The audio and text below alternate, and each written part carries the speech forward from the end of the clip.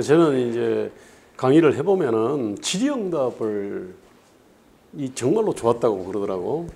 그래서 가능하면은 한 3, 40분 정도를 하고 그리고 질의응답을 하는 것이 어떨까 싶어요. 그러세요? 아, 좋습니다. 그 재미없으면 질의응답 하지 말고 그럼 뭐 3, 40분에 끝내고 가는 거지 뭐.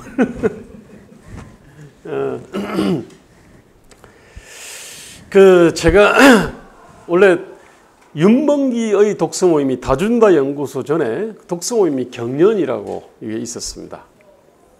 근데 그때로부터 친다 그러면 제가 아마 가장 단골 강사가 아닐까. 제가 여기서 했던 게 그 노무현 이후, 2013년 이후, 그 다음에 결혼불능 세대, 안철수의 생각을 생각한다, 그죠? 이런 걸 다 했고, 그 다음에 제가 다른 사람들의 어떤 책을, 제 저서가 아닌 책 가지고도 했죠, 그죠? 그때 제가 또 이렇게 이 책에 대한 어떤 가이드로서도 제가 이제 참여를 갖다 했으니까, 그때 한번 리스트 정리한 거 보니까 뭐 1, 200개 쫙 나오던데, 거기에 보니까 내 이름을 세보니까 내가 제일 많은 것 같았어요. 근데 이거 굉장히 오랜만입니다. 2020년에 7공화국이 온다라는 책을 가지고 이 책을 가지고 2020년 2월 달에 한 적이 있어요. 그리고 나서 그 뒤로도 이제 낸 책이 몇 권 더 있습니다. 몇 권 더 있는데 딱 건너뛰었고 이제 이 책이죠, 이게. 책을 쓰다 보면은요, 그런 느낌이 있어요. 제가 이른바 이제 경세서를 한 20권 정도를 썼습니다. 근데 이제 그 책도 쓰다 보면요, 몇 년에 한 번씩 이제 뭐라 그럴까, 완전히 새로운 어떤 콘텐츠를 생산하는 것 같아요. 제 같은 경우는 제일 첫 번째 책이 2001년에 대우자동차 하나 못 살리는 나라.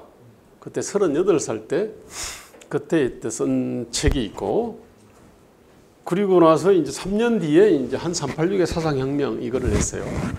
그러니까 지금의 이제 그 운동권의 어떤 철학, 가치, 비전, 정책이 이게 정말로 시대착오적이다. 그걸 딱 그러고 보니까 20년 전에 제가 이제 이걸 책으로 제가 냈어요. 사실 저는 이제 이 책을 낼 때까지만 해도 저처럼 왕년에 그 운동권을 열심히 했던 사람들의 자기 어떤 성찰 반성의 어떤 책들이 수십 권 쏟아져 나올 거라고 생각했어요. 그런데 왜냐하면 자신들의 어떤 그 실천이 그 당시 어쨌든 간에 혁명은 기본이었고, 그 다음에 주사파들이 있었고, 그 다음 비주사도 있었지만은 어쨌든 시대착오적이기는 마찬가지였기 때문에, 그렇다면은 그 뒤에 많은 어떤 후배들을 갖다 크게 오도할 수 있기 때문에 당연히 그러면은 그 성찰 반성의 어떤 기록들을 갖다가 이렇게 내 가지고 후대들이 이렇게 바른 길을 갈 수 있도록 그렇게 하리라고 생각을 했고, 그것이 지식인의 어떤 책임이고 운동가의 어떤 양심이라고 저는 생각을 했어요. 저는 당연히 어떤 이런 책들을 갖다가 냈고 수십 권이 쫙 나올 줄 알았어. 그런데 보니까 이런 책 낸 사람이 하나밖에 없더라고. 그 뒤로 한 10몇 년 흘러가지고 강철 김영환이 다시 강철로 살아 이래가지고 자신의 어떤 그 성찰 반성을 담은 그 책들을 갖다가 냈더라고요. 그래서 한국의 어떤 이 지식인들의 그 풍토 있잖아요. 사실 지식인이라는 사회 어떤 구조 개혁 담론이라는 거는 일종의 가설이거든. 사실은 가설이라는 거는 현실에 부닥쳐 가지고 이렇게 완전히 해체, 재구성, 폐기되거나 아니면은 또 이렇게 업그레이드 되거나 원래 그렇게 하는 거거든, 사실. 그렇다면 자신이 틀렸으면은 어디서 왜 틀렸는지를 갖다가 소상하게 기록을 갖다가 해야 업그레이드가 될 거 아니에요, 그죠? 그 다음에 그 뒤를 따르는 사람들을 갖다가 크게 오도를 갖다가 또 이렇게 하지 않을 수 있으니까. 근데 굉장히 어떤 좀 그런 풍토가 지적으로 정직하지도 않고, 그 다음에 지적으로 그에 대한 책임성이 너무 없는 것 같더라고, 보니까. 뭐 정직하고 책임성이 있다 보니까 저는 이제 여기 서 있는 거예요.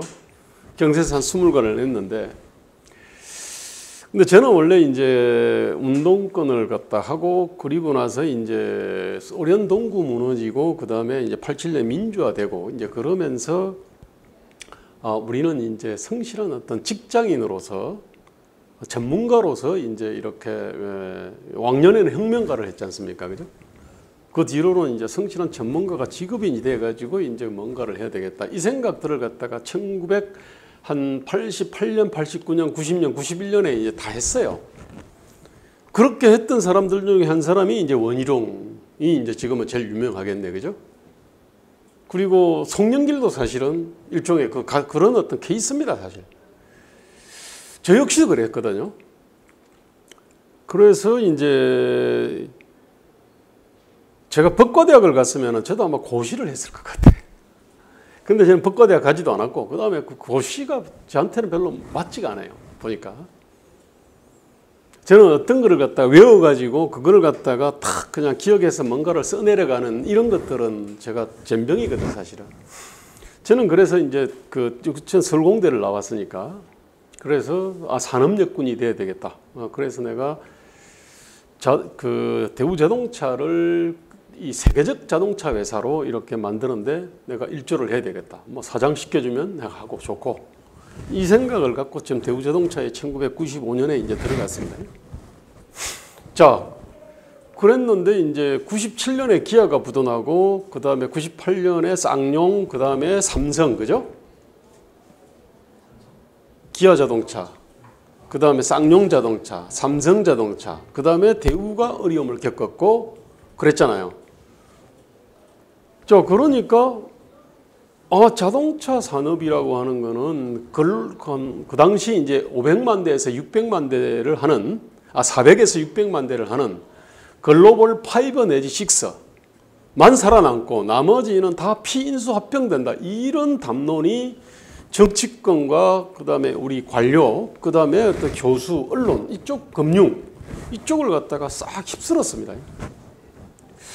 근데 저는 이제 그 당시에 이제 제가 대리하고 과장 시절인데 자동차 산업을 뜯어보니까 야, 이거야말로 앞으로 우리 자손들한테 50년이고 100년이고 이렇게 정말로 이제 그 좋은 일자리를 제공하고 그다음에 어떤 우리가 필요로 하는 외화를 갖다가 벌어다 줄 수 있는 산업이다. 저는 그런 확신이 딱 들었어요.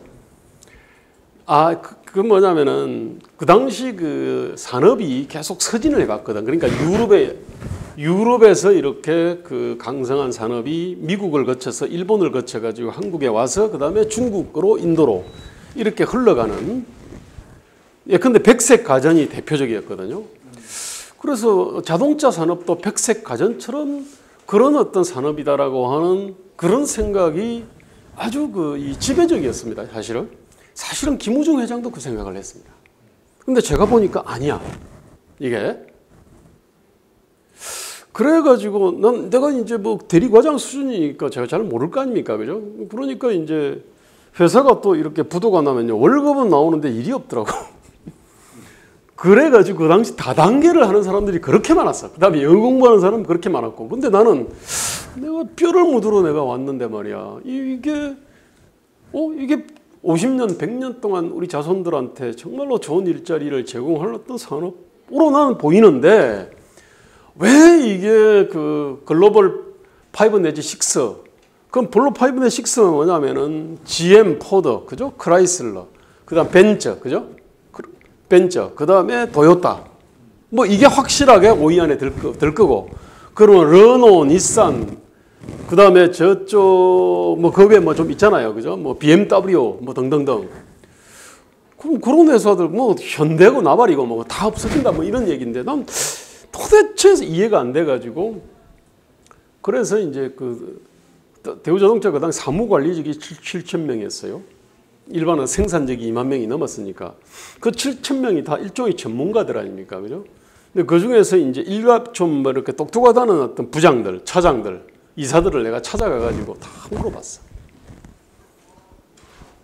그 다음에 뭐 이러저러한 어떤 그 당시 삼성경제연구소 등에서 이제 한 10페이지에서 15페이지짜리 리포트를 갖다 막 생산하잖아. 뭐 그런 거를 보고 그 다음에 또 관련된 자동차 산업의 어떤 그 과거 1세대들이 어떤 쓴 책도 보고 그 다음에 연락해가지고 그 사람들 만나서 보고 그리저리 쫓아다니다 보니까 내가 제일 많이 하는 것 같더라고. 그 다음에 그 당시 이제 한겨레 어떤 신문 기자들하고 친했으니까 그 사람들을 통해 가지고 오호건 위원장이라든지 그 다음에 어떤 중요한 어떤 그 이 관료들하고도 그렇게 만나고 만나다 보니까 내가 제일 많이 하는 것 같더라고. 그럼 많이 알면은 지식인의 책임이 있잖아. 써야지. 그렇게 해서 제가 이제 대우자동차 하나 못 살리는 나라라는 책을 갖다 썼어요. 제가 지은 제목이 아닙니다, 사실은. 저는 이제 좀 더 우아한 제목을 짓고 싶었는데 출판사 사장이 섹시한 제목을 좋아하지 않습니까? 그래서 출판사 사장이 지은 제목입니다, 사실은. 제가 왜 이런 얘기를 하느냐면요.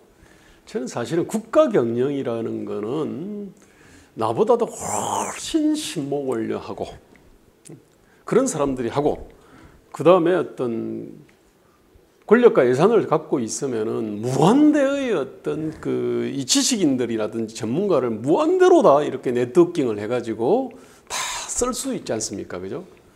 그래서 나는 그냥 내 맡은 바 있잖아. 자동차 산업에서 내가 그 당시 엔지니어로서 이것만 열심히 하면 된다고만 생각을 했거든요. 그랬는데 이제 이 대우그룹이 이제 어려움에 처하고 그다음에 자동차 산업을 갖다가 내가 볼 때는 이거는 뭐 황금 알을 낳는 거위 정도가 아니고 황금 똥을 누는 코끼리 정도 되는데 이거를 갖다가 그냥 배 갈라 가지고 죽이거나 아니면은 그냥 썩은 고기값, 뭐 고기값으로 그러니까 팔라고 그러니까 분개를 해가지고 내가 이제 책을 썼고 그 쓰는 과정에서 근데 어쨌든 그 책이 굉장히 높은 평가를 받았습니다. 첫째, 그 전문가로부터 높은 평가를 받았어요. 그 당시 하나는 그 박병재 부회장이 사실은 현대자동차에서 총괄을 했거든요. 그 당시 그 사람이 책을 1, 20권을 사가지고 임원들한테 쫙 뿌렸대. 그 다음에 청와대 당시 그 이기호 경제수석실인데 그 밑에 이제 그 하이닉스하고 대우자동차 담당관이 있었어요. 근데 그 사람이 이제 내 책을 갖다 보고 와서 나한테 연락을 하더라고. 사실은 하이닉스 있잖아. 하이닉스는 답이 빤하다 이거야. 이거는 그냥 뭐 디램 값의 어떤 문제고. 그러니까 이거는 그냥 심플하게 딱 되는데 대우자동차는 모르겠다는 거야. 이게 진짜로 가망이 없는 사람인지 아니면 어떻게 살려 회매각을 해도 되는 건지 아니면 그냥 뭐 있는 돈 없는 돈 끌어내 가지고 공기업으로 만들어 가지고 그렇게 해서 살려야 되는 건지 도대체 모르겠는데 내 책을 보니까 그게 쫙 해명이 되더라는 거야. 아 그래서 이제 그 정도 됐으면은 이제 그 자동차 산업과 관련해 가지고는 한국 최고 전문가라고 사실은 공인을 받은 거지 않습니까? 근데 그때 느낀 게 하나는 야, 한국에 정말로 이게 이 경제 지식, 그러니까 산업 정책이잖아요. 그죠? 원래 경제라는 게 큰 게 있고요. 경제 방향이 있으면 그 밑에 이제 산업 정책, 고용, 노동, 연금, 무슨 지방자치, 사법, 5만 가지가 참 있지 않습니까? 저는 이제 산업 정책하고 그 산업 정책 중에 하나가 자동차 산업이지 않습니까? 이거를 갖다가 하면서 그때 딱 느낀 게 한국의 어떤 산업 정책만 허술한 게 아니고 이 경제 어떤 이 담론, 경제 방향 자체가 굉장히 어떤 부실하구나. 그것도 가장 준비된 대통령이라는 김대중 정부에서 사실은 그래서 내 인생의 행로를 바꿨어요. 내 자동차 산업에 나와가지고 사회 디자인 연구소를 갖다가 했던 직접적 계기는 사실은 이겁니다. 야, 경제지성이 깡통이네. 산업정책만 문제가 아니구나. 자, 그러면서 저도 이제 그때 이제 원래 노태우 정부나 김영삼 정부에 대해 가지고는 그렇게 관심이 없었어요. 왜? 난 자동차 산업의 엔지니어로서 내가 맡은 바 일을 열심히 해서 내가 자동차 산업에서 이사가 되고 사장이 되는 게 우리 국가에 가장 크게 기여하는 거다라고 생각을 했으니까. 그런데 이제 김대중 정부를 거치면서 그게 아니네. 이렇게 된 겁니다. 사회디자인 연구소를 했던 계기는 그겁니다. 2000년 초반에 로또라는 게 나왔어요. 그 당시 로또 복권 당첨 금액이 50억에서 100억쯤 됐습니다. 자기가 도대체 뭐 하고 싶은지를 알려면은 지금 눈을 감고 로또 복권 당첨이 됐다고 생각을 해봐래. 저 생각해봤어. 생각해보니까 나는 좀 명료하더라고. 국가경영, 국가정책연구소에 도네이션을 하고 싶었거든. 99%를 다 도네이션하고. 나는 뭐 1%면 필요해. 1%는 내가 좀 써야 될 거 아니야. 그 다음에 난 또 대우자동차를 갖다가 다닐 거니까 나한테는 뭐 그 돈이 필요 없잖아요. 그래가지고 국가 이 비전정책연구소 이거를 갖다가 도네이션을 내가 해야 되겠다. 그때 비로소 내가 그때 알았어. 내 소명이 뭔지, 내가 하고 싶은 일이 뭔지. 그래가지고 결국 2006년에 이제 사회디자인 연구소를 했어요. 자, 사회디자인 연구소를 하면서 책을 갖다가 이제 그 뒤로 이제 책을 아까 내가 손 20권 냈다 그랬잖아요. 2권은 그 전에 냈고 나머지 18권은 이제 그 뒤에 낸 건데 그때부터 이제 그 정부의 어떤 공과를 갖다가 제가 은밀히 봤습니다.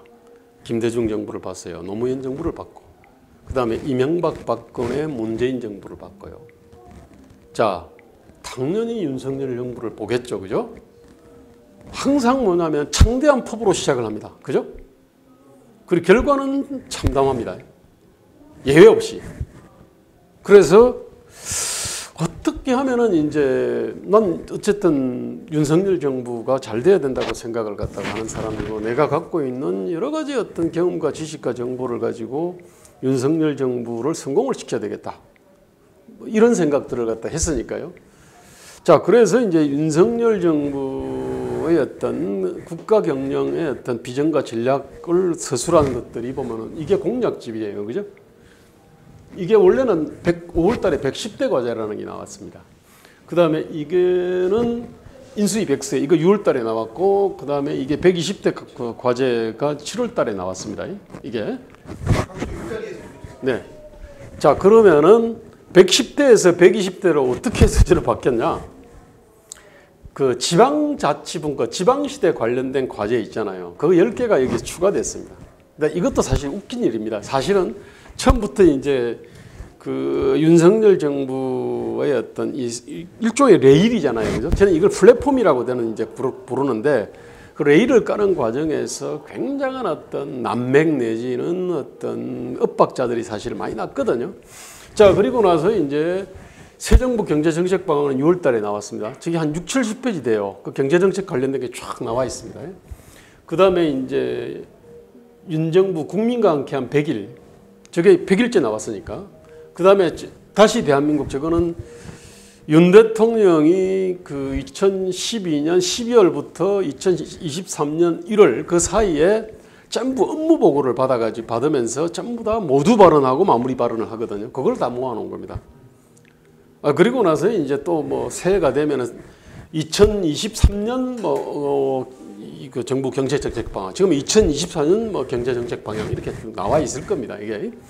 그리고 나서는 이제 120대 같은 과제 같은 경우는 그 용산 대통령실에 이제 그 국정과제 그 메뉴가 있어요. 그러면 이제 그거 담당하는 그 이 부서가 있습니다. 비서가 있죠, 그죠? 뭐 그렇게 열심히 하고 있습니다. 근데 뭐 제가 알지 않습니까? 이게 사실은 1200개 과제 중에서 예컨대 뭐 1200개, 12000개 되겠죠, 그죠?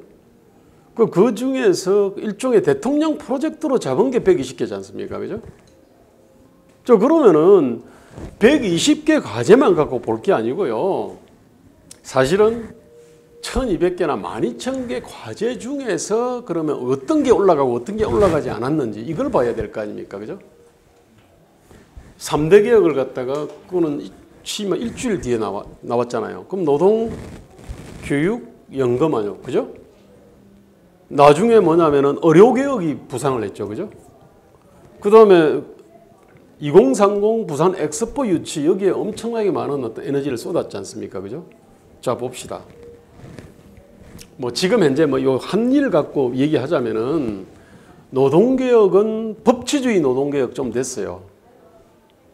화물연대하고 그 다음에 그 건폭 뭐 이 정도 했죠, 그죠? 뭔가 성과 있어.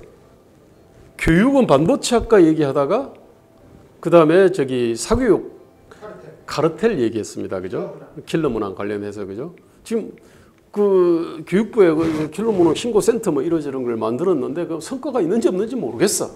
뭐 성과 있어봤자 한국 교육 문제와 관련해 가지고는 다 격가지지 않습니까? 그죠? 연금 방향 자체를 못 잡았다니까.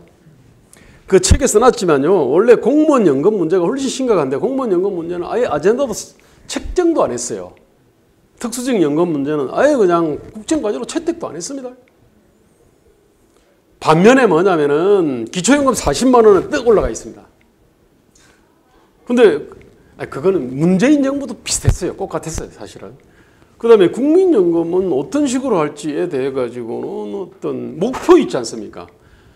목표 내지 기조. 그러니까 그냥 그대로 내고 덜 주겠다는 거지.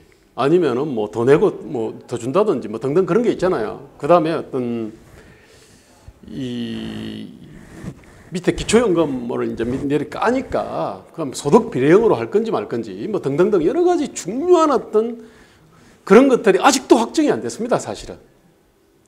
제 얘기는요, 이 책에도 나오지만은 노동교육, 노동개혁, 연금개혁, 그 다음에 교육개혁이라는 것은 경제관료의 시각에서 사실은 본 겁니다. 그러면 이 못지않게 훨씬 중요한 문제예요. 근데 공공개혁이 있어요. 사법개혁이 있어요. 언론방송개혁이 있습니다. 지방자치 행정개혁들이 있어요. 그죠? 지금 지방 예산들이 그 잼버리 사태 때 봤잖아요. 얼마나 문제가 많은 건지. 아까 사법개혁 안에도 뭐냐면은 경찰이 있지, 검찰이 있죠. 그죠? 법원이 있습니다. 그죠? 그 다음에 공수처니 뭐 이러저런 것도 있겠지. 그 다음에 뭐 정신문화개혁이 있습니다. 그 다음에 무엇보다 정치개혁이 있잖아요. 그죠? 정치개혁은 뭐냐? 그 안에는 정당개혁이 있어요. 그 다음에 사상 이념의 개혁이 있습니다. 그죠? 그 다음에 선거제도 개혁이 있잖아요. 권력구조개혁이 있지 않습니까? 그죠? 행정개혁이 있어요. 아니, 지금 방금 말씀드린 이 과제들 또 있습니다. 저출산 문제 얼마나 심각합니까? 그죠? 그런데 여기 보면 저출산 문제에 대해서 언급을 안 했습니다. 여기 검색 때려보면요. 여기서는 저출산 하면 딱 두 개 떴어요. 그거는 저출산 문제와 관련된 게 아닙니다. 하여튼 그 책에는 그 내용들이 있습니다. 그 다음에 120대로 가면서 저출산을 저출생으로 바뀌었어요. 여전히 단어는 딱 2번 나옵니다. 그러니까 무슨 냐면 어려운 문제들 빼버린 겁니다. 이게. 저출산 문제. 그 다음에 전통적으로 문제된 게 격차, 불평등, 양극화 문제. 그거 있지 않습니까? 그죠? 그럼 저성장 문제들이 있을 거 아닙니까? 그죠? 그 다음에 어떤 우리 고갈등, 저신뢰 뭐 이러저런 문제들이 쫙 있는데 이와 관련된 것들이 대통령 프로젝트로 전혀 이게 설정이 이게 과제 세팅이 안 된 겁니다, 사실은. 근데 이거는 뭐냐면은 지금 대한민국이 어디쯤 있고 어디로 가야 할지를 고민을 해온 사람들 눈에는 이게 보여요. 고민 안 한 사람들은 뭐냐면 3대 개혁하고 의료개혁하고 뭐 그다음에 저기 그 뭐 부산 에스포 2030 갖고 맨날 뭐 씹어대고 뭐 그럴 겁니다. 아마 씹어대야 돼. 그런데 정작 중요한 문제가 이게 아예 아젠다로서 책정이 안 된 거야. 그러면은 그럼 왜 그러면은 안 됐을까? 기본적으로 이제 윤 대통령이나 윤핵관들 자체가 그야말로 어떤 이 대한민국이 어디쯤 있고 어디로 가야 되나, 지금 어떤 위기들이 몰려오고 있나, 이런 문제들에 대한 어떤 이 종합적 고민들을 해본 적이 없는 거예요. 이건 국힘당 의원도 마찬가지고 우리 민주당 의원도 마찬가지고 나머지 난 뭐 개혁신당이라 뭐 다를 바가 없을 겁니다. 왜냐하면 이게 누적된 거거든, 사실은. 이전에도 그랬으니까. 자, 그렇게 되다 보니까 이제 관료 출신이니까 관료들은 보면은 끊임없이 하루 출근하면은 할 일이 있잖아요. 그죠? 그럼 당연히 업무 보고 있을 거고, 그죠? 업무 계획들이 있을 거 아닙니까? 그죠? 그 안에 소소한 개혁 과제들 몇십만 개 있을걸? 각 부처마다 있을 거 아닙니까? 개인마다 있을 거야. 아마 130만 공무원들 다 있을 거라고. 그러니까 그런 것들을 갖다가 근데 그 공무원들 입장에서 융복한 과제들 있잖아요. 저출산 저성장 무슨 뭐 지방 소멸 문제라든지 이런 융복합 과제 자체를 어떻게 자기 과제로 안을 수 있겠어요. 그 다음에 공무원 연금 개혁 같은 이 복잡한 문제를 갖다가 어떻게 그 다음에 공공개혁 있잖아요. 공공개혁은 결국은 뭐 어떤 거는 민영화를 하고 어떤 구조조정을 해야 되고 뭐 어떤 필요하면 신설해야 되는데 이러저러한 어떤 문제들은 대통령 프로젝트로 잡히지 않으면요 우리 행정부 공무원들이나 사법부 공무원들의 프로젝트로 잡히지가 않아. 그런데 이 대통령 프로젝트를 만들어야 될 어떤 핵심들이 그 부분에 대한 고민들을 안 해. 그 다음에 원래는 이제 그거를 갖다가 대신 고민해 주는 사람들이 있잖아. 사회디자인연구소로. 원래는 정당연구소가 원래 그걸 해야 됩니다. 근데 아시잖아요. 이번에 어떻게 보면은 정당연구소의 어떤 퇴행을 갖다가 극명하게 보여준 게 이번에 그 한동훈 비대위원장이 여의도 연구원 원장을 여론조사 전문가로 이렇게 했지 않습니까? 그죠? 이전에 처음 출발할 때는 뭔가 뭐 경세가를 연구소장으로 하고 연구원장으로 하고 뭔가 경세담론을 갖다가 연구해야 되겠다. 원래 출발은 그렇게 했습니다. 박세일 선생이나 이런 사람들이. 그 다음에 그 뒤로는 여의도 지략가, 윤여준 뭐 등등등. 그러다가 나중에는 이제 이것이 큰 어떤 그때까지는 싱크탱크 개념이 있었는데 그 뒤로는 뭐냐면 이거 싱크탱크가 아니고 돈탱크가 됐어요. 왜냐하면 정당을 갖다가 중앙당 100명으로 줄여놨잖아요. 그건 지방당 100명이잖아. 그런데 당직자가 더 많이 필요해. 그럼 월급을 어디서 줘야 될 거 아니야.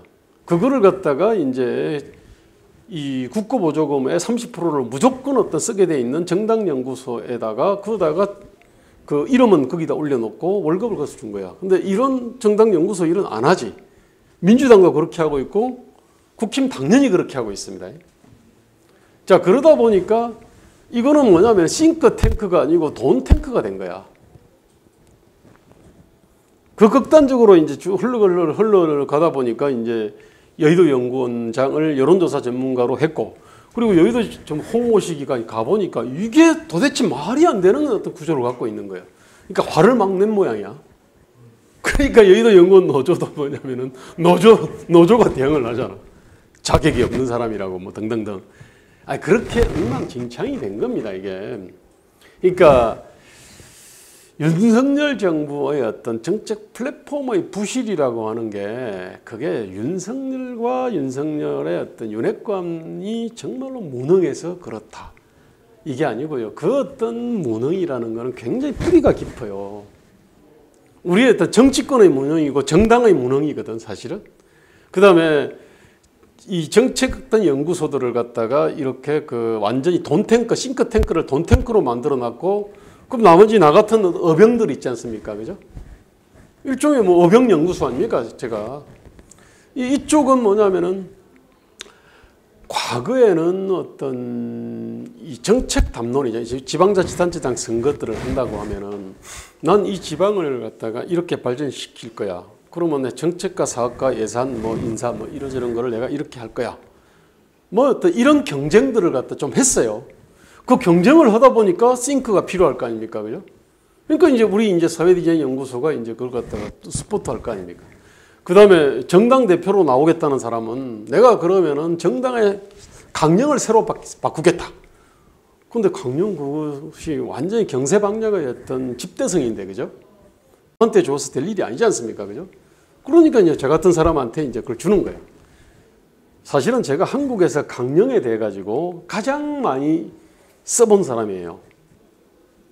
그 지금도 뭐 검색하면은 뭐 민노당 강령 비판, 국힘당 강령 비판, 뭐 민주당 강령 비판 뭐 이런 거 다 나옵니다 이게. 원래 어떤 서양의 어떤 이 정치사를 보면은요 무슨 어떤 강령이라고 하는 것들이 중요한 어떤 노선 전환의 계기가 되지 않습니까, 그죠? 베른슈타인 주의가 나온 것도 그거잖아요, 그죠? 그 전에도 그랬습니다 이게. 어쨌든. 우리 같은 경우는 어떤 언제 어떤 강령이 싹 바뀌면서 노선이 바뀌고 그러면서 어떻게 정치가 새롭게 전개되고 이게 역사에는 이런 게 나와. 서양에는. 한국에는 이런 게 없어요. 제 얘기는 이런 어떤 이 싱크에 대한 어떤 그거에 대한 가치 부여를 사실은 별로 안 해요. 이제 그러다 보니까 이제 사실 뭐 이런 어떤 18년을 했음에도 불구하고 그 게으르게 하지 않았음에도 불구하고 책도 많이 썼어요. 근데 그럼에도 불구하고 이렇게 그냥 뭐 별로 유명하지 않는 이유가 뭐 사실 거기 있습니다. 그 다음에 아주 그 험한 꼴도 막 당하고 어떻게 보면 개취급도 당하고 뭐 그렇게 된 이유가 사실 거기 있는데 저는요 이게 한국의 어떤 그냥 정치권 있잖아요. 뭐 그냥 양당뿐만 아니라 군소정당까지 다 포함해서 어떤 총체적인 어떤 이 혼미와 부실의 어떤 그 산물이다. 그걸 갖다 붙잡기 위해 가지고 온몸을 갖다가 이렇게 가지고 노력을 했음에도 불구하고 이렇게 안 된 거고. 뭐 안 됐음에도 불구하고 저 같은 경우는 가장 본질적인 어떤 연구소 가치는 책이에요. 이 책이 베이스고 그 다음에 짧은 걸 있지 않습니까, 그죠? 뭐 논문들이 있고 보고서도 있을 거고 어떤 거는 칼럼도 있고 뭐 어떤 거는 강연도 있겠지. 그런데 모든 것의 기초는 사실 책입니다, 사실은. 그 연구소의 가장 본질적 가치는 책이라고 생각합니다. 그래서 이제 책 작업은 계속 쭉 해왔는데 그 옆으로 잠깐 제가 샜습니다. 저는 그래서 윤석열 정부의 어떤 요 초기 레일을 보고서 제가 그냥 의학했습니다. 야, 이거 빨리 바로잡지 않으면은 앞으로 총선과 그 다음에 뭐 뒤에 지방선거 대선이 암울하겠다 이런 생각을 했습니다. 근데 그 얘기는 한마디로 말하면 이런 겁니다. 등산으로 제 비유를 많이 합니다. 이 책에서 이제 아주 핵심적인 내용을 갖다 비유를 얘기하는 건데 올라가야 될 산들이 무수히 많이 있습니다. 아까 3대 개혁산, 의료개혁산이 있습니다. 그죠? 그 다음에 부산 엑스포 뭐 2030 있고 뭐 공공개혁도 있고 뭐 행정개혁, 지방자치, 예산개혁, 규제개혁, 뭐 경제, 저출산 5만 가지 쫙 있어요. 그 산 중에 어떤 산을 올라가야 될 거냐, 그 다음에 어떤 루트로 올라갈 거냐, 이 판단이 사실은 정부 성패의 절반이지 않습니까? 그죠? 자, 아까 의료개혁이라 그랬을 때요. 제가 여태까지 파악한 바로는 저는 뭐 전체를 갖다 다 봤으니까 가장 어려운 개혁 중에 하나가 의료개혁입니다. 사실은. 왜냐하면 의료는요. 영세부터 시작, 뱃속에 들어있는 아기부터 시작해가지고 그 늙어 죽는 사람까지 모든 사람이 다 관련되어 있습니다. 그죠? 그 다음에 의료와 건강과 어떤 수명, 장수에 대한 거는 욕망이 무한대입니다. 돈 많은 사람은요, 자기의 어떤 뭐 한 1개월 또는 어떤 뭐 6개월의 연명을 위해 가지고 1억, 10억, 100억도 쓸 수 있습니다. 그죠? 그렇잖아요. 아니, 그렇기 때문에 제가 볼 때는 의료개혁이 가장 어렵습니다. 그러니까 교육개혁도 어렵지만은 제가 볼 때는 노동개혁도 어렵고 다 어렵지만은 연금개혁도 어렵지만은 의료개혁만큼 제가 볼 때는 폭발력도 있고 모든 사람이 관련돼 있는 정말로 어려운 개혁인데, 그 다음에 의료개혁의 루트도 말입니다. 예컨대 그 수가를 갖다가 정상화하는 거, 그 다음에 필수의료 관련된 위험을 갖다 낮춰주는 뭐 이러저런 것도 있고, 그 다음에 의대 어떤 그 정원 늘리기도 있습니다. 그런데 가장 어려운 산에, 가장 높은 산에, 가장 험준한 능선이 있잖아요. 의대 정원 2,000명. 이 능선으로 등반을 했어요. 그러니까 제 얘기는 이거 사실은 뭐 국정과제 뭐 120대 국정과제는 뭐 이 비슷한 어떤 이 의대 정원을 갖다가 하고 뭐 하겠구나 뭐 이런 어떤 냄새도 없어요. 근데 제 얘기는 이게 뭐냐면은 올라가야 될 산을 다 오를 수 없단 말입니다. 그죠? 그러면은 몇몇 산을 올라가야 될 거 아닙니까? 그죠? 그럼 올라간다 그러면은 그 산에 대한 파악이 어느 정도 돼야 될 거 아닙니까? 그죠? 이 산은 진짜 남산급인지 북한산급인지 에베레스트 산인지, 그죠?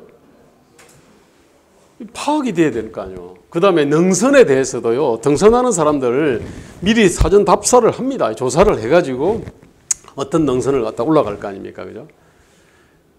네. 이게 사실은 국정 운영의 어떤 성패의 어떤 절반 이상인데 이와 관련해 가지고는 고민들을 너무 안 한 겁니다. 사실은 원래요, 이 장사하는 사람은 돈 많이 벌리는 것을 팝니다. 출마자는 표 많이 되는 것을 팔겠죠, 그죠? 공약을. 그 대통령은 사실은 지가 잘 아는 것을 팔아요. 왜? 잘 모르는 거와 관련, 어쨌든 대통령이 하면은 뭐를 해도요, 거센 어떤 저항이 있습니다. 그 다음에 지식인들이 보면은 자기 존재 과시를 위해서라도 시비를 하게 돼 있어요. 그렇기 때문에 자기 확신이 없는 거는 못 하거든요. 그런데 문제는 대통령의 어떤 이 경험과 어떤 지식과 아는 게 굉장히 제한적이단 말입니다. 게다가 한국은 그 참 시야를 갖다가 이렇게 왜곡하고 편견을 어떤 조성하는 것들이 무지하게 많아요. 단적으로 말입니다. 한국은 정치는 그악과 싸우는 거잖아요. 나라를 갖다가 이리저리 해가지고 내가 부강한 나라를 만들래 이런 것이 과거에는 있었을지 몰라요. 지금은 그악과 싸우는 겁니다. 윤석열을 갖다 대통령으로 우리가 하겠다 하는 거는 뭐냐면은 이 사람이 부강한 나라를 만들 거다 이렇게 생각 안 했을 겁니다. 나라가 완전히 어떤 이 법치가 무너지는 거를 갖다가 공정과 상식이 무너지는 거는 두고 볼 수 없다. 뭐 이런 거 아닙니까? 그죠? 한동훈을 선택한 것도 그런 겁니다. 이재명도 아마 부강한 나라를 만들겠다 이 비전을 갖고 있지 않을 겁니다. 뭐 기본소득이라든지 이런 것이 부강한 나라를 만든다고 생각하지 않을 거예요. 그 정치담론 자체가요, 기본적으로 어떤 경제방략이나 부강한 나라를 위한 경제방략이 아니고 그 악과로부터 어떻게 그 악을 막아낼 거냐 이렇게 형성되어 있잖아요. 그러니까 좁아지는 거지 사실은. 그 다음에 한국은 특히 비의식이라든지 이런 것들이 굉장히 있습니다. 사실은. 북한에 대한 피의식, 중국에 대한 피의식, 미국에 대한 피의식 뭐 있는 거 아닙니까? 일본에 대한 피의식이 있잖아요. 그러저런 이유로 해가지고 한국은 이 경제 방략 자체가 이렇게 참 이렇게 균형 잡힌 좀 균형 있게 성장을 못해요. 그런 나라가 그렇습니다. 사실은. 이제 그러다 보니까 이제 자신의 어떤 한계들을 갖다가 이렇게 절감을 하고 어떻게 보완하려니까 자기 자신가 굉장히 경제 어떤 관련된 어떤 담론 자체가 굉장히 왜소하다. 그 다음에 그나마도 굉장히 왜곡돼 있다. 이런 생각을 하면은 그런 어떤 성찰이 있고 인식이 있으면은 그걸 보완하기 위한 노력을 할 거 아닙니까, 그죠? 근데 이런 어떤 인식이 없으면은 보완하려고 하는 노력 자체를 갖다 할 수가 없습니다. 이게. 그래서 윤석열 정부는 아까 뭐 총선 관련해 가지고요. 그냥 뭐 짧게 보면은 뭐 이준석하고 뭐 한동훈 손잡으면은 어떻게 안 됐을까 이 생각들을 갖다가 좀 하기도 하는 것 같은데 윤석열 정부의 어떤 기본값이 있잖아요. 기본값이 뭐냐면 대통령에 대한 직무 경쟁률 지지율인데 그게 첫 달에는 있잖아요. 첫 1분기 있잖아요. 2022년 5, 6, 7월 그때 50% 살짝 넘었습니다. 그리고 나서는 이게 바로 뭐 20%대로 떨어졌고 오랫동안 30%대에서 계속 머물렀습니다. 사실은. 그러면 총선 직전에 한동훈 직전에는 31%, 32% 그랬습니다. 한동훈이 왔어요. 그래도 대통령 지지율이 안 올라가더라고 보니까. 그 갤럽 기준으로 했을 때 자세히 보십시오. 안 올라갔어요. 대통령 지지율이 위험하게 올라간 거는 이전에 화물연대 때 한번 한 5%포인트 올라갔습니다. 그 다음에 의료개혁 있잖아요. 의대 정원을 갖다가 하면서 이게 또 한 나중에 37, 38, 39, 40까지 올라갔습니다. 근데 그러다가 이제 뭐 이러저러 해서 떨어졌는데 기본적으로 왜 그 총선을 평가를 할 때요. 윤 대통령의 어떤 이번 디폴트 값이 있잖아요. 디폴트 값들을 봐야 돼요. 디폴트 값 자체가 30%대로 낮았기 때문에 한동훈이라는 굉장히 어떤 그 모험적인 수를 갖다 쓴 거거든, 사실은. 왜 대파값 같은 아주 사소한 것들이 어마어마한 충격으로 오느냐면은 기본적으로 경제 민생 자체가 굉장한 어려움이 있습니다. 이전보다 훨씬 어려운 게 있습니다, 사실은. 이게 기울어진 운동장을 만들었거든요. 근데 여기에 대한 언급을 잘 안 해요. 또 하나는 뭐냐면 제 이 책에서도 굉장히 강조한 게 서사와 정체성이 있잖아요. 그 부분이 굉장히 기울어진 운동장으로 되어 있습니다. 그 책에서 굉장히 중요한 내용으로 제가 취급을 했는데, 그 민주당의 서사와 정체성은 이런 겁니다.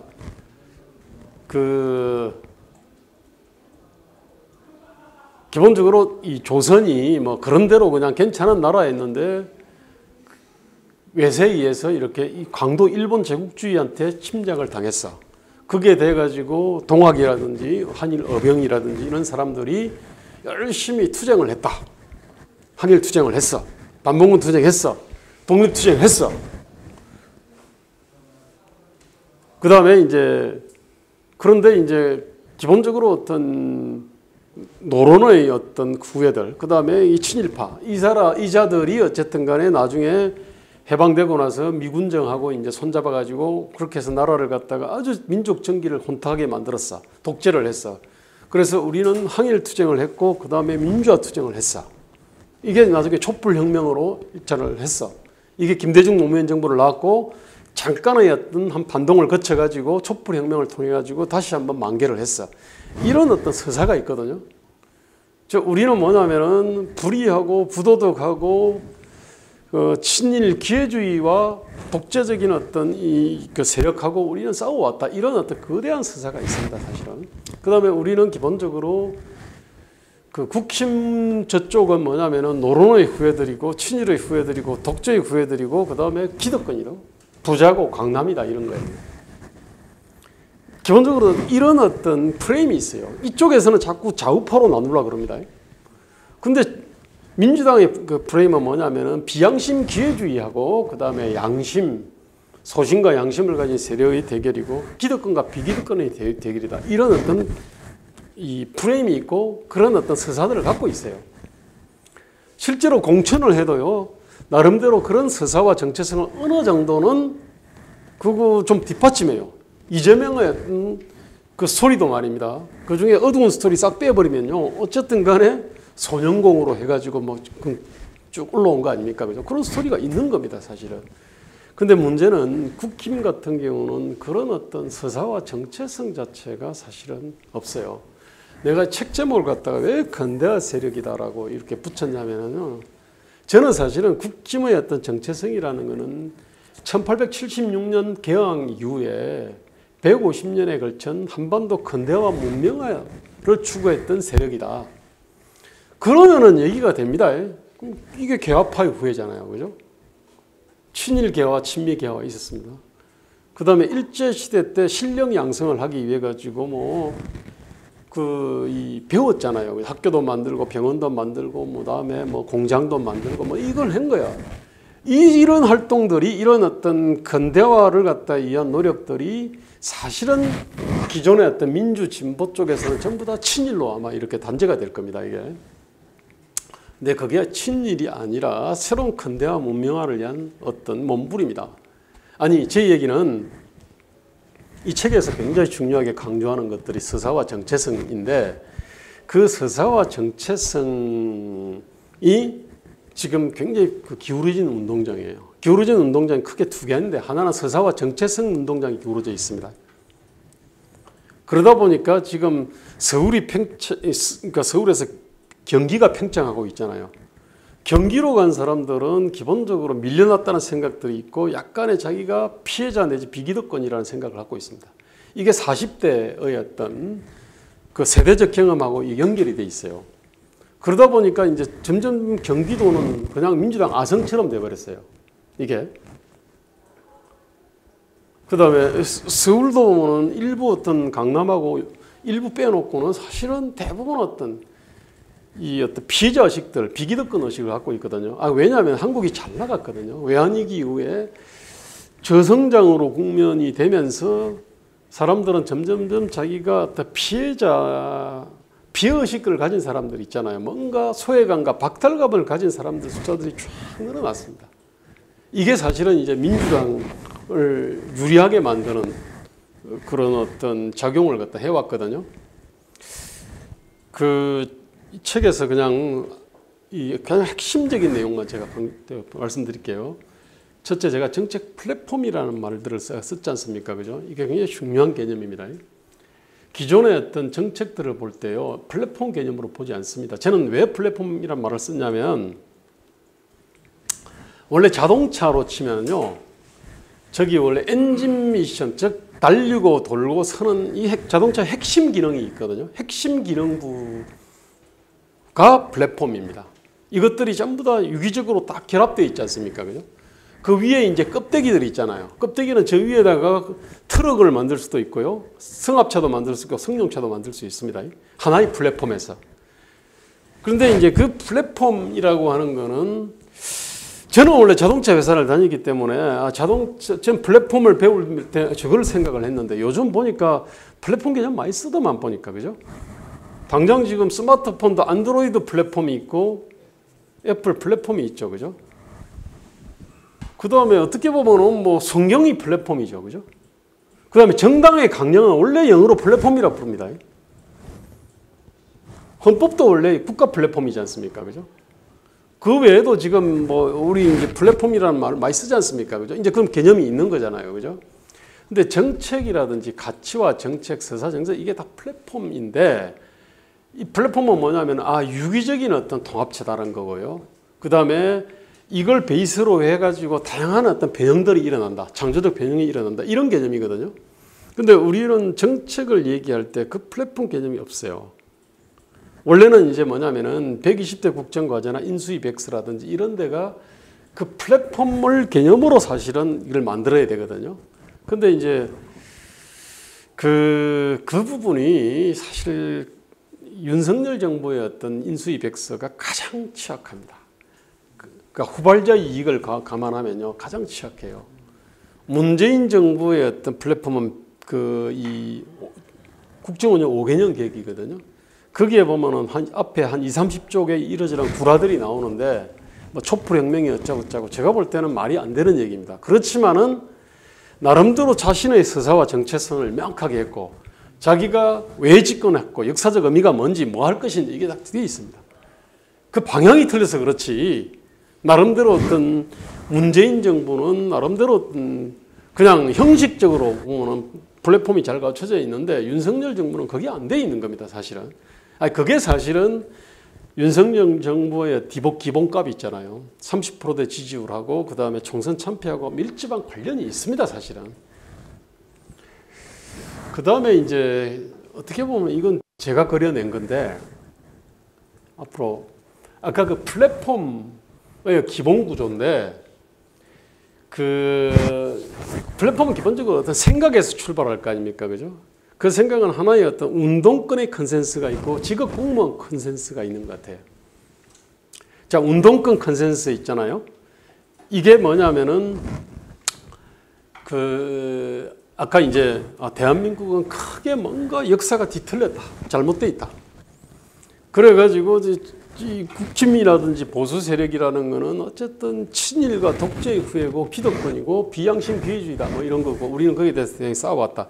이런 것이 운동권 컨센서스입니다, 사실은. 이 컨센서스가 있고, 그 다음에 반면에 이제 직업 공무원 컨센서스인데, 이승만 박정희 때는 나름대로 부국 강병이라는 어떤 개념이 있었어요. 반공이 있었고 부국 강병이 있었는데, 이게 지금 사라지면서 직업 공무원의 컨센서스는 지금 기존의 어떤 그냥 업무 보고들, 그냥 직업 공무원들은 그냥 그걸 자기들이 하는 일을 상식이라 생각해요.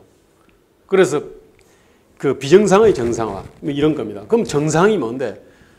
그 정상이라고 하는 거는 그냥 과거에 쭉 그냥 상식이라고 그냥 해오던 겁니다, 사실은. 그 정상 상태 자체가 1987년 즉 운동권 컨센서스에 의하고 기존에 과거 내려오던 거하고 그 다음에 어떤 그 유럽이라든지 미국 선진국에서 하는 거에 막 그냥 뒤섞여 짬뽕이 돼 있는 겁니다, 이게. 있고 그 위에 이제 보면은 그 기둥이 세 개로 정리를 했는데, 기둥이 하나는 아까 서사 정체성입니다. 이건 우리는 누구냐 이겁니다. 공무원들은 고민 안 하지, 그죠? 정치인한테는 가장 사활적 고민입니다. 내가 누구냐. 이게 자기 서사와 정체성은요, 예컨대 기독교의 사도신경이 있습니다, 그죠? 그 사도신경의 내용이 뭐냐면은 본디오 빌라도에게 고난을 받아서 십자가에서 이렇게 하고 부활을 하셔가지고 나중에 하나님 우편에 앉아 심판한다. 쫙 있어요. 종교한테는 그런 것이 있고, 그 다음에 정치인한테는 있어야 되는데, 지금 뭐냐면은 민주당은 서사와 정체성 이 부분이 가장 아주 확고합니다. 제가 볼 때는 이거 낡은 겁니다. 사실은 허구적입니다. 그러나 국힘은 이거조차 없어요. 그 다음에 국제정세 인식인데, 저거는 세계는 어디쯤 있고 어디로 가느냐, 이 부분은요 국힘과 민주당이나 개혁신당이나 어디 당이나 사실은 다 비슷합니다. 왜? 저거는요 세계적 석학이 쓰고, 그 다음에 세계가 어디로 가느냐, 미중 옛날에 뭐 탈냉전에서 신냉전으로 왔다, 그죠? 냉전에서 탈냉전, 신냉전으로 왔고, 미중 갈등이 있고, 뭐 대만의 협박을 둘러싼 갈등이 있고, 그 과정에서 그러면 한국이 어떤 선택을 해야 되고, 뭐 북핵 문제 있고, 그 다음에 이스라엘 문제, 무슨 뭐 이게 다 있지 않습니까, 그죠? 그 다음에 4차 산업혁명이라는 게 있습니다. 전기자동차가 있고 기후 변화가 있고 다 아는 내용이거든. 그리고 이 부분과 관련해 가지고는 세계적 석학들이 있습니다. 그러다 보니까 국제 정세 인식은요 다 비슷해. 그럼에도 불구하고 이제 미세한 차이는 납니다. 그러면 북한하고 이 관계, 그 다음에 러시아에 대해서 우리가 어떻게 할 거냐, 중국에 대해서 어떻게 할 거냐, 그게 돼 가지고 차이가 좀 나긴 나는데, 그래서 이제 그 딱 진영이 갈라져 있습니다, 그죠? 근데 그게 제가 볼 때는 뭐 충분히 뭐 그러니까 마치 그 물이 반컵이 있으면 반컵이나 있다고 하는 어떤 사람들이 있고 반컵밖에 없다고 생각하는 사람이 있기 마련이거든요. 뭐 그런 정도 차이인데, 근데 가장 결정적인 문제는 바로 이겁니다. 국내 정세 인식인데, 이게 뭐냐면은 윤석열 정부의 디폴트 값의 원인, 총선 참패의 원인이고, 문재인 정부는 정권을 잃었죠. 5년 만에 끝낸 이유이고,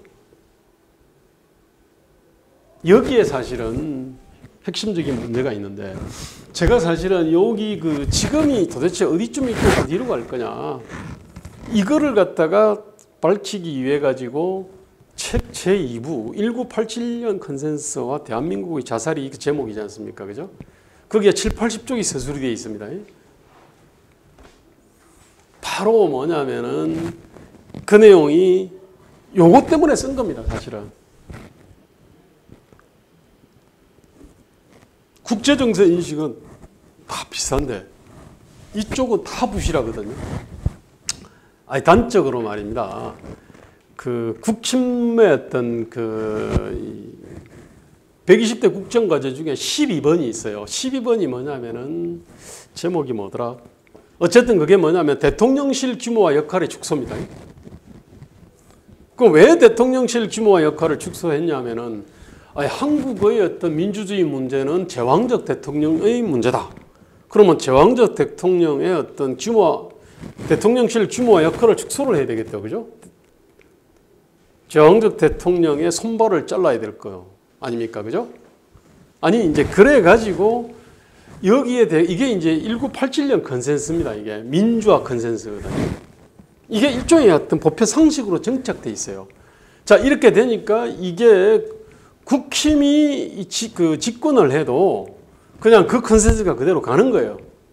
그래서 대통령실 규모와 역할을 축소를 해서 민정수석실을 없앴던 거고, 교육문화 수석을 없애버리고요. 그 다음에 그 안에 어떤 이 규모도 줄여놨습니다. 그죠? 그러면서 이제 민정수석실을 없애니까 뭐냐면은 경찰에 대한 어떤 통제, 이거 잘라버렸죠. 그죠? 검찰에 대한 거, 국정원에 대한 거 다 잘라버렸습니다. 그 다음에 어떤 민심 동향이라든지 이런 걸 했거든요, 민정수석실에서. 근데 옛날에는 뭐냐면 의료개혁 관련된 갈등이 있으면요, 그럼 사람들을 갖다가 다 이렇게 서칭을 해가지고 오피니언 리더들한테 물어봐요. 그래가지고 이제 그 리얼하게 뭐냐면 아무개는 이렇게 했다. 대통령 정말로 큰 실수하신 겁니다. 당장 고쳐야 됩니다. 이런 내용들을 갖다가 다 썼거든, 사실은. 근데 그런 민정수석실 그것도 뭐냐면 사찰이다 해가지고 그거 없애버린 겁니다. 그러니까 이제 윤석열 어떤 그 대통령실 같은 경우는 역대 대통령실 중에서 손발을 가장 많이 잘라버렸어요. 그 다음에 뇌 자체를 줄여버렸어요. 아니, 윤석열 대통령 자체도 뭐냐면은 관료 출신으로서 굉장히 어떤 협소한 경험을 갖고 있잖아요. 왜 관료가 협소한 경험을 갖고 있자고 하느냐면 관료는 130만에다가 그 다음에 가장 세밀하게 업무 분장이 되어 있잖아요. 그죠? 그 다음에 각각의 수비 범위가 있잖아요. 그죠? 그 다음에 이거 넘어가면 월권이지 않습니까? 그죠? 아니, 그래서 관료로서 이렇게 훈련을 오랫동안 받으면요. 그 시야 자체가 넓을 수가 없습니다. 사실은. 근데 그렇게 27년 검사 생활을 한 사람이 그 사단을 데리고 와가지고 그나마도 머리로 들어오는 산소들 다 잘라버렸지. 뇌를 줄였지. 그 다음에 손발 잘라버렸지. 윤 대통령의 어떤 그런 어떤 캐릭터의 문제뿐만 아니라 구조 자체가 문제가 있고, 왜 이 구조가 문제가 생겼냐면은 1987년 컨센서스 있지 않습니까? 그것이 수명이 다 했는데 그냥 거기에 그것이 그냥 보편의 상식이라고 생각하니까, 그게 통념이라고 하니까 그냥 그 실천을 간 거예요. 근데 벽에 부닥친 거 아닙니까? 그죠? 벽에 부닥쳐가지고 지금 비로소 민정수석실 만든다는 거죠. 그죠? 이제는 아마 대통령실 규모 역할 축소 얘기도 안 할 겁니다. 원래는 민간합동위원회도 들어있었습니다. 민간합동위원회 어디로 날아갔어요? 원래 민간합동위원회 같은 걸 한다 그러면요. 그러면 이제 제 같은 사람도 아마 들어갔을 거야. 그랬는데 민간합동위원회는 왜 잘랐냐? 그거 지금 설명이 없어요. 왜 없앴는지. 그것도 굉장히 중요한 공약이었거든요. 설명 없이 그냥 날아가 버렸는데 위에 관료들이 그랬다 그러더만 이거 하면요. 저기 그 로비 창구됩니다. 뭐 그렇게 얘기했다 그러더라고. 아니 이런 식으로요. 이게 큰 어떤 이 시대에 대한 거시적인 인식 자체가 사실 지금 현재 국힘뿐만 아니라 민주당 그다음에 어떤 지식사회 자체가 지금 이거 완전히 헤매고 있는 겁니다. 그래서 제가 이제 이 책에서 2부에서 길게 쓴 거예요. 자, 그래서 저는 뭐냐면은 이 책에서 가장 핵심적으로 해명한 거, 여러분들이 딱 1분 안에 내 책을 얘기를 해라고 한다 그러면, 첫째, 이 책은 국가 운영 플랫폼이라는 개념으로 지금 가치와 정책들을 갖다가 정리를 했다. 플랫폼이 있어야 된다. 이게. 그 다음 플랫폼의 어떤 핵심 기둥, 서사 정체성하고 그 다음에 국내 정세 인식과 국제 정세 인식이 있다. 이런 거고. 국내 정세 인식이 여기서 헤매고 있다. 그 다음에 국힘은 완전히 서사 정체성 개념 자체가 없다. 이게 기울어지는 운동장을 만드는데 아주 크게 일조를 했다. 이 플랫폼의 가장 기본적인 생각은 이 생각인데, 그거는 지금 현재 하나는 운동권 컨센서스고 하나는 직업공무원 컨센서스다. 운동권 컨센서스는 맛이 갔고 오래전에 맛이 갔습니다. 직업공무원 컨센서스는 지금 현재 이 거대한 어떤 융복합 위기에 대해 가지고 전혀 대응을 못하고 있다. 이게 사실은 1분 요약을 하면 이렇게 되거든요. 그 뒤에 이 그림만 볼게요. 이거 넘어가고. 이거는 뭐냐면 제 2부를 갖다가 그림 하나로 요약하면은 1987년 컨센서스가 대한민국 자살이라 그랬는데, 그게 이 프레임 있잖아요. 87년 이후에 점점 강성해진 어떤 이 철학 가치, 제도 정책이 저게 이제 운동권이 만든 거지. 노동과 자본 대립시키고 가계기업 대립시키고 사람 생명 안전하고 돈 이윤 효율을 대립시키고 공공과 민간 대립시키고 정규직 비정규직을 갖다가 대립시키고, 그러니까 비정규직은 말 그대로 빗자 붙여가지고 바람직하지 않은 게 없어야 될 거고, 정규직은 정상. 사실은 정규직도 비정상, 비정규직도 비정상이지 않습니까? 그죠?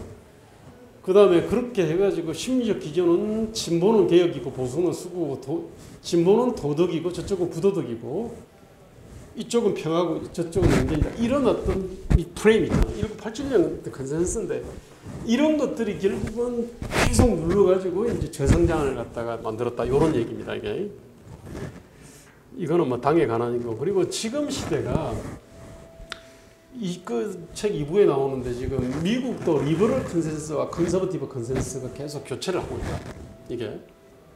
그 다음에 프랑스는 더골주의 하다가 1968년 컨센서스가 있었고, 지금은 이제 컨서버티브 컨센서스, 이게 마크롱에서 러펜으로 지금 가고 있는데 이루고 있다는 거고, 한국은 뭐냐면 반공 국가주의 권위주의 시대에서 거쳐가지고 노태우를 계기로 87년 컨센서스가 압도를 하다가 지금 2024년 컨센서스로 바뀌어야 되는데, 근데 바꾸기 위해서 사실은 제가 책을 쓴 거예요. 근데 지금 제가 볼 때는 이런 어떤 거시적인 통찰 개념이 없어요. 그러다 보니까 이게 담론이 형성이 안 되고 있다. 이런 얘기입니다. 그리고 결국 아까 운동권 컨센서스가 결국은 제4부는 그거잖아요. 그러니까 3부는 제가 정책 대안이고 제4부는 운동권 컨센서스가 어떻게 형성이 돼 있나 이런 얘기인데 사실은 내가 이걸 한동훈한테 이거를 갖다가 써가지고 운동권 특권 정치라고 운동권 청산 담론을 지금도 그럽니다. 운동권 청산 그건 전대협하고 한총련에서 학생회장 하다가 정치인 하는 놈들 그 애들을 갖다가 이번에 좀 공천 좀 탈락시키자는 얘기 아니요? 그거 이재명이 저랬잖아. 운동권 정치는 보니까 뭐 이재명이 끝장냈네. 친문 세력은 이재명이 집결했어요. 지금 이러고 있지 않습니까? 그런데 지금 문제는 뭐냐면은 철학, 가치, 제도, 정책이잖아. 문화거든. 운동권의 어떤 이 정치의 어떤 철학, 가치 이런 것들 있지 않습니까? 밑에 보면은 저기 서사가 있잖아. 해전사석 역사지시 또는 뭐 다연사 이런 거 있겠지만은 이 서사가 있고 그 위에 철학, 가치가 있거든. 이게 이 권력과 인간의 어떤 이 기본적인 어떤 속성이 있어요. 초역사적 허물입니다. 이게. 그 다음에 철학가치 좌파이님, 유교이님, 68혁명 사조, 포퓰리즘 이러저러 노동자본 대립 프레임이라든지 사람 생명 돈하고 이윤의 대립이라든지 뭐 이러저러 쭉 있어요. 핵심이 뭐냐면 가치관 어떤 조화 균형 개념이 없습니다. 그러니까 노동권 그냥 강화하는 것이 선이라 생각을 합니다. 뭐 예컨대 그런 식이에요.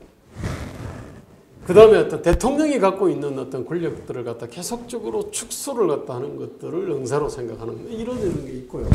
그 위에 여러 가지 정책과 운동이 있고 그 현상이 쭉 있는데 그래서 운동권 특권 정치 이거는 운동권 정치의 그야말로 지연 말단이니까 본줄기를 잡아라.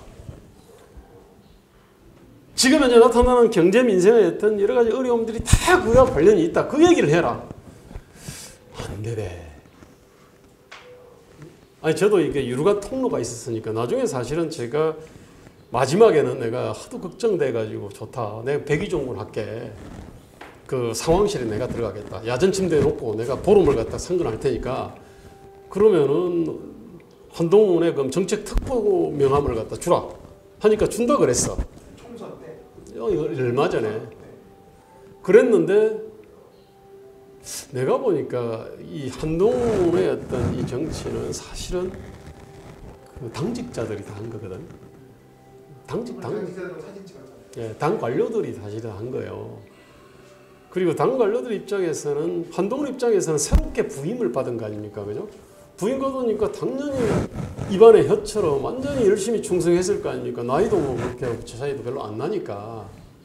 여태까지요 국힘의 비대위원장은 나름대로 다 어떤 정치를 같이 도모하던 어떤 그 뭐 한 줌도 안 되지만 어떤 그룹이 있었다고. 근데 한동훈은 그게 없었거든. 가자마자 바로 이제 그 당직자들이 예. 팀이 없어요. 그러니까 이제 당직자들이 저 같은 외부인이 들어오는 거를 갖다가 싫어하지. 그래가지고 내가 한동훈이 오케이 했대. 그래가지고 나도 이제 그러면은 아니 그거다 그건 뭐 백의종군이라도 해야 되니까 너무나 지금 절박하니까. 그리고 어떤 한동훈의 어떤 콘텐츠 사실은 꽝이었고 그 다음에 내가 볼 당직자 수준의 어떤 전략 전술 갖고는 안 된다고 나 봤으니까. 그래가지고 어떻게 해보려고 그랬는데 안 됐지 사실은. 제 얘기는 이거 자체도 말입니다. 이게 제 4부의 어떤 결론을 갖다가 딱 하나의 어떤 그림으로 그려놨는데 이거 역시도 그 어느 정도의 정치 담론은요 어느 그 청이 있습니다. 청이 없으면은 받을 수가 없어요. 어떤 예컨대 상대성 이론은 과학 이론은 그냥 몇 명만 알아주면 돼요. 세계적 석학이라는 사람 몇 명이 알아주면은 그냥 그게 세계적 이론이 되고 노벨상을 받지 않습니까? 그런데 정치 담론은요 일정한 어떤 그거를 지지하는 청이 있지 않으면은 이 정치 담론은 이거 현실화 안 됩니다 이게.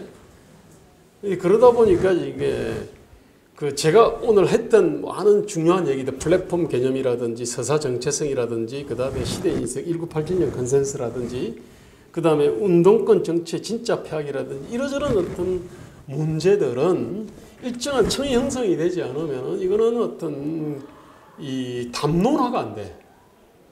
당연히 어떤 정치적인 어떤 힘을 가질 수도 없어요. 일단 오늘 여기까지 하고 질의응답 하겠습니다. 오늘 너무 오버했다. 네, 감사합니다.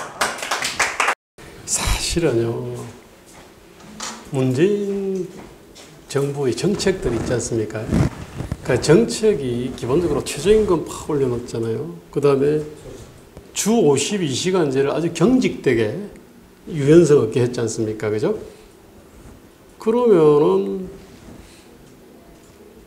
최저임금을 확 끌어올리면 수혜자는 뭐냐면은 그냥 공공부문 주변에 있는 사람이나 대기업의 주변에 있는 사람들은 수혜자가 됩니다.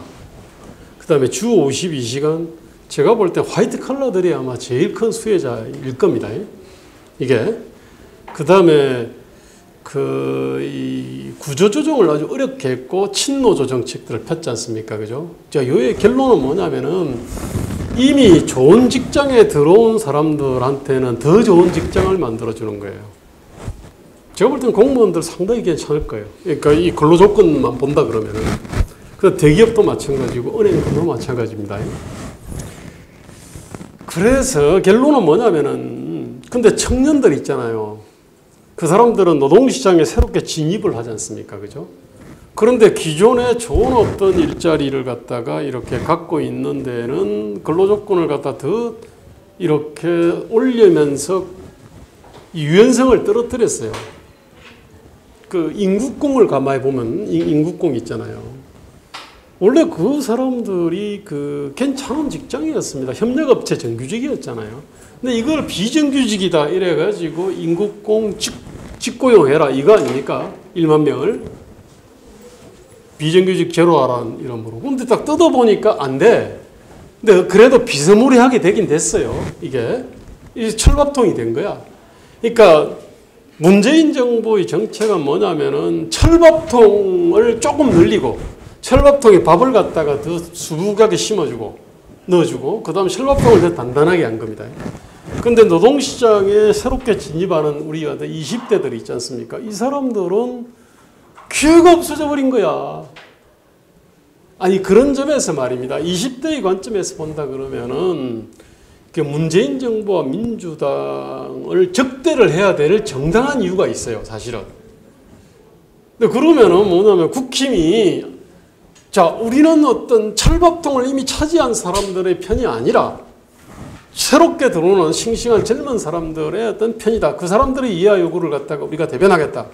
그러면서 주 52시간을 좀 더 유연하게 만들고 뭐 연금을 어떻게 하고 뭐 고용 정책을 어떻게 하고 이러저러한 거를 갖다가 하면서 우리는 청년의 친구, 성박서민의 친구, 예컨대 말입니다. 그렇게 나가는 것이 가장 상식적이었어요. 그것도 무수히 얘기를 했어. 그런데 이 개념이 안 들어가더라고 보니까.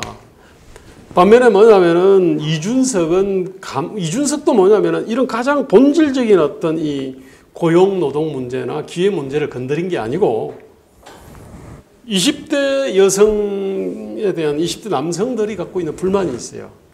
그 다음에 어떤 장애인에 대한 너무나 관대한 어떤 태도라든지 그러저러한 것들이 있었거든. 그거를 갖다가 대변을 했어. 근데 딴 놈은 그나마도 안 했거든. 그러니까 이제 그 이준석의 어떤 효용이 이제 있었던 건데 사실은 국힘이 이 한국 사회의 어떤 구조와 민주당이나 운동권의 어떤 철학같이 본질을 파악을 했다 그러면요.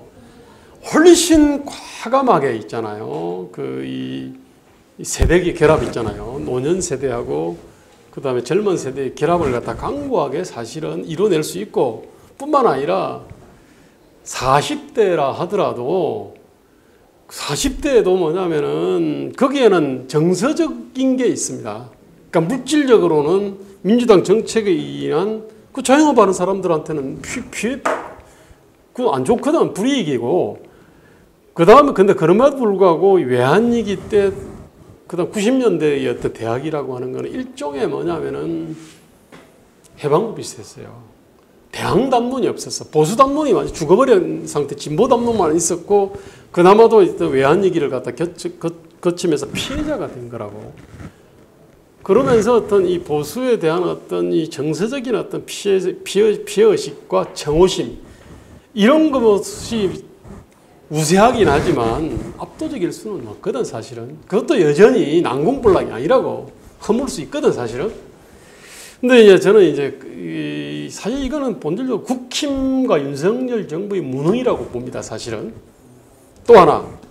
근데 그 중에서 약간 유능한 게 이준석인데, 근데 훨씬 더 유능할 수 있어요. 더 과감하고 담대하게 나갈 수 있거든요. 자, 그 다음에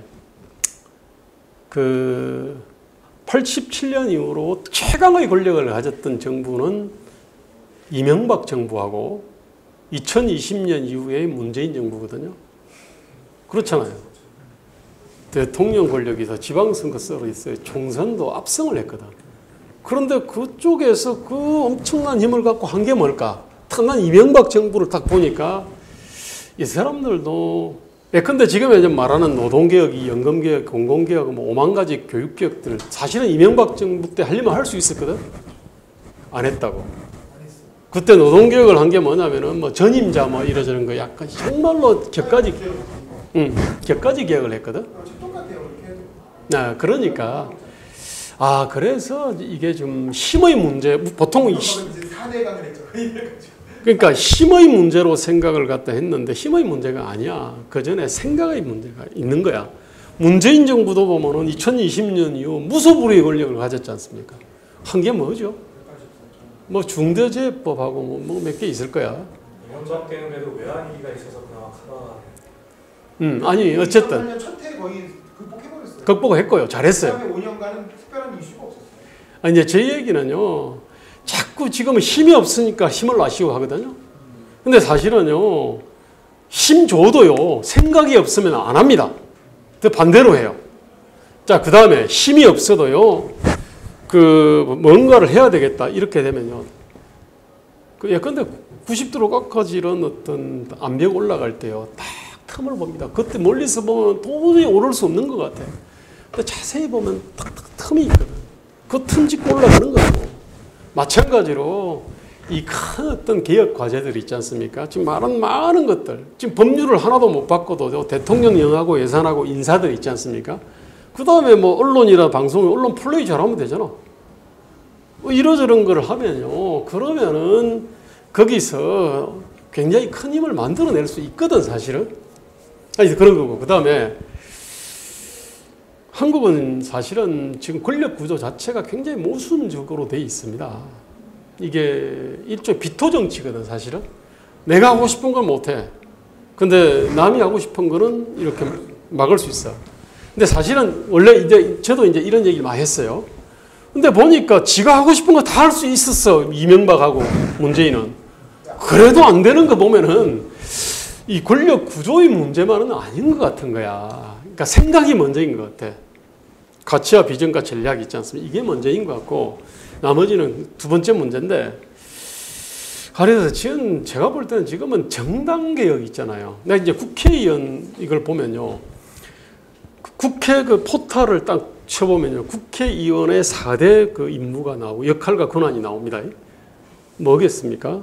첫째 뭐냐면은 법률 재개정권이 있잖아요. 그죠? 그 다음에 예산 편성, 심의권이 있죠. 그죠? 그 다음에 국정감사 있죠. 그죠? 또 하나가 뭔지 아세요? 외교입니다. 외교. 외교는 뭐냐면은 뭐 방문회고 초청회고 이런 건데 아마 이 해외 놀러 다니려니까 뭔가 명분이 필요한 것 같아요. 사실은 어머니 외교가 뭔 의미가 있습니까? 실제로 밖에 나가서 하는 거 보세요. 관광이지 이게. 근데 이제 외교를 딱 집어넣어 놓은 거야. 자, 그런데 보세요. 법률하고 국정 어떤 조사감사하고 예산하고 이거는 뭐 어느 나라든지 국정감사 조사는 모르겠는데 어쨌든 중요한 과제 맞는데 가장 중요한 게 빠져 있어요. 가장 중요한 게 뭐냐면은 사실은 정부와 국민에 대한 질문이거든요. 그게 아젠다 세팅이라 그럽니다. 지금 대한민국은 지금 자살하고 있습니다. 지금 대한민국 망하고 있습니다. 그 대한민국의 자살이라고 하는 어떤 책 썼잖아요. 나도 1987년 컨센서스와 대한민국 자살이야. 그 다음에 프랑스의 자살이라고 하는 쓴 책이 있어요. 그러니까 우리 같은 이 비슷한 시스템을 갖고 있는 나라들이 공통적으로 지금 보면은 또 그런 실제로 지금 자살하고 있거든. 그러면은 뭐냐면은 자살. 왜 그러냐? 뭐 부동산이 어쩌고 뭐 애들 기회가 없고 뭐 문화가 어떻고 뭐 좀 이런 게 있을 거 아니야. 그럼 아젠다를 던지고 그 다음에 대정부 질의를 하는 거야. 나는 본 의원은 이 문제는 이게 지금 심각한 문제라 생각하고 원인은 이거라 생각하고 이래 놓고 뭐냐면 정부 대책이 뭐냐. 예컨대 뭐냐면 아까 그 얘기 있잖아요. 내가 야당이라 그러면 저출산 문제와 관련해가지고 대통령 국정과제에 봐라. 그거 없지 않냐 이게. 이래가지고 되겠냐. 당장 내려와라. 어? 당신들은 국정을 갖다 책임질 의사도 능력도 없는 집단이다. 이렇게 매섭게 까야 될 거 아니야. 그죠? 까면 난리가 나겠지.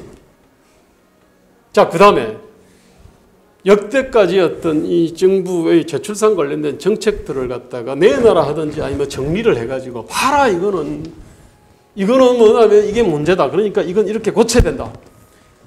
아니 원래는요 국회의원과 정치인의 가장 중요한 과제는요 원래는 아젠다 세팅입니다. 이거는 대정부 또는 대국민 질문 형식으로 사실은 나오는 거 아닙니까, 그죠? 이 부분이 가장 중요한 이게 빠져 있는 거야. 대신에 외교가 들어 있거든 사실은. 지금 현재 윤석열 정부와 문재인 정부나 이전 정부들의 어떤 창대한 어떤 포부, 그 다음에 참담한 결과의 원인은 아젠다 세팅에 문제가 있거든요. 뭘 해야 될지, 뭘 먼저 해야 될지. 원래 이제 이거를 갖다가 원래는 국회의원들하고 정치인이 그걸 해줘야 되는 거라고 이게. 근데 지금 현재 뭐냐면 우리 비례를 갖다가 하는 걸 쭉 보면 이쪽은 뭐냐면은 특정 분야 착하고 얌전한 전문가를 했어. 그 사람들은 지 아는 거를 얘기할 거야. 뭐 기후변화는 기후변화가 문제다라고 얘기할 거야. 우리 기후 이 면적이 지구의 몇 프로, 0. 몇 프로 될 거고 인구가 1%쯤 되잖아. 여기서 무슨 기후변화 관련된 거를 선도한다는 거야. 전 지구적 문제를. 예컨대 말입니다. 지 아는 게 그것밖에 없으면 계속 기후변화 얘기할 거야. 탄소 중립 NDC 40%로 가자 샀고. 문재인 그렇게 했잖아. 아니 그게 이제 전문가들의 한계인데 그건 정치인은 아니잖아요. 정치인은 뭐냐면은 그 수많은 어떤 전문가들하고 커뮤니케이션이 되고 저기 밑에 있는 숫자를 다루는 사람하고 실물을 다루는 사람과 커뮤니케이션을 해가지고 지금 우리가 중요한 과제는 이거다라고 얘기를 하는 사람이 그게 정치인이거든. 지금 전혀 어떤 정치적으로 훈련되지 않은 그런 사람들을 국힘은 비례대표로 우르르 뽑아놓은 거예요. 그 다음 땅개 정치인들은 원래 그 국정 아젠다에 원래 관심이 없잖아 사실은. 자, 민주당은 아마 제2의 촛불혁명을 일으키기 위한 어떤 선거연합 뭐 비슷한 어떤 그런 컨셉으로 했을 거라고 이게. 근데 지금 제2의 촛불혁명을 갖고 제1의 촛불혁명을 해가지고 모든 권력을 다 가졌잖아. 가진 상태 3개 뭐야? 최저임금 확 올리고 주 52시간 하고 공공부분 키워놓고 NDC 40% 해놓고 탈원전하고 이런 거거든. 그 여기에 대한 성찰 반성은 없거든 사실은. 그러면서 제2의 촛불혁명 이렇게 해가지고 뭘 하자. 지금 현재 양대 정당이 이렇게 돼 있는 거라고 지금 현재. 아니, 그래서 제가 정말 중요한 거는 힘의 문제가 아니고 제도의 문제도 아닌 것 같고 생각이다. 그 다음에 생각을 갖다가 정연하는 데 도움되는 거는 질문이다. 아젠다 세팅이다. 근데 지금 우리 지금 국회의원들은 전혀 엉뚱한 사람들을 지금 뽑아놨다. 그래서 뭐냐면 단 한두 명이라도 말입니다. 괜찮은 사람이 들어가면은 그 사람이 크게 어떤 흔들 수 있는 구조를 취약한 구조거든. 여기 있는 세 사람 중에 또는 네 사람 중 한 사람만이라도 들어가면 좀 달라질 것 같아요. 그 어차피 말입니다. 처음에 선거연합 형성했는데요. 사람들은 시간이 가면요 이것이 그게 부서지고 약화되는 게 그게 정상입니다, 사실은. 그러면은 뭐냐면 자기 새로운 어떤 가치를 가지고 또 빨아들여야 되거든, 이게. 근데 그걸 못한 거지. 새로운 지지층은 유입은 안 되고, 원래 청년층들을 더 많이 유입할 수 있었습니다. 근데 지금 더 많이 떨어졌지 않습니까, 그죠? 그 다음에. 청년층을 유입하려면 청년이 목소리를 내야 되는데 청년이 목소리가 안 되는 게 아니, 근데 야, 그것도 둘 다 필요해요. 사람들이 원래 항상 그랬잖아요. 뭐 장애인은 장애인이 목소리고 여성은 여성이, 그 다음에 청년은 청년, 노년은 노인, 뭐 영남은 영남, 호남은 호남, 다 그런 컨셉으로 사실은 존재보다 중요한 거는 가치와 비전입니다. 사실은. 근데 이 존재에서 바로 뭐가 나오는 건 아니거든 사실은. 근데 어쨌든 그 존재하고 말입니다. 가치 비전이 일치하면 더더욱 좋겠지. 그거는. 그 4.7 보궐선거 때는 어쨌든 문재인 정부에 대한 불만이 극대화됐던 시점에서 그랬던 거고요. 그리고 지금은 이제 윤석열 정부가 이제 그러니까 들어서고 나면 그때부터는 윤석열 정부가 평가와 검증과 심판의 대상이 될 수밖에 없는 겁니다, 사실은. 그래서 정치연합이 좀 더 들어져서 문제다. 정치연합을 유지할 수도 없거니와 유지한다 하더라도요. 어쨌든 기대를 했던 많은 사람들이 이 기대가 꺾였단 말입니다. 저는 뭐냐면은 지난 2022년, 23년 어쨌든 고금리가 왔잖아요. 한국이 세계 최고의 가계부채 아닙니까, 그죠? 그러면은 가처분 소득이 다 이자로 빨리 갈 거 아닙니까, 그죠? 그 다음에 연끌했던 사람들은 죽음의 고통을 갖다가 뭐 집에 경매 넘어가고 뭐 죽음의 고통을 갖다 겪을 수밖에 없거든요. 이런 것들이 경매 물건으로 그 다음에 뭐 여러 가지 금융 지표로 나타나요.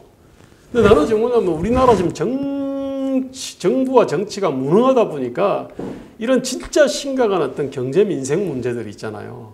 그 문제들이 이슈화가 안 된 거야, 사실은. 근데 사람들은 밑에서는 막 부글부글 끓고 있었거든. 저는 항상 그러잖아요. 백화점 갈 때 배고픈 상태로 가면 살 게 많아요. 예외 없더라고.